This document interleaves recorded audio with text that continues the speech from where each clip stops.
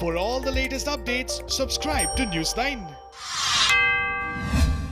India's benchmark index Sensex 30 ended at 36,021.42 points, or up 178 points. Analysts say that the index's upward trend is intact even as it has gained more than 2% over the last 1 week. The analysts say that investors should use buy on dips strategy. Shares of Hyderabad-based Bharat Dynamics ended Friday up 13% at 376 rupees on the Bombay Stock Exchange. A total of 5.4 lakh shares changed hands. Analysts say that on the technical chart, the stock of Bharat Dynamics continues to display an upward trend.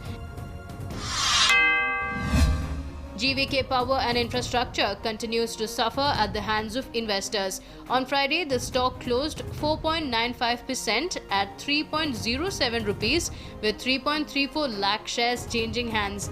Sentiments have been hit post the charge sheet being filed by the CBI against GV Krishna Reddy, the promoter of the company. Reliance Industries shares ended Friday up 1.53% at 1,788 rupees on the BSE. In all, 8.57 lakh shares changed hands. Investors gave thumbs up after Intel Capital invested a sum of 1,895 crore rupees in Jio Platforms. Intel Capital has taken a 0.39% stake in Jio Platforms. Shares of Muthoot Finance, the gold financier, ended up 3.32% at 1,146 rupees on the Bombay Stock Exchange. Bulls took a fancy for the stock as it came to light that the company could mull a share split. A share split will help to provide additional float, improving liquidity for a stock. The Indian rupee ended at 74.63, 38 paise higher compared to Thursday's closing. The rupee commenced trading on Friday at 74.72. The market is very optimistic about the discovery of a vaccine for COVID-19 pandemic.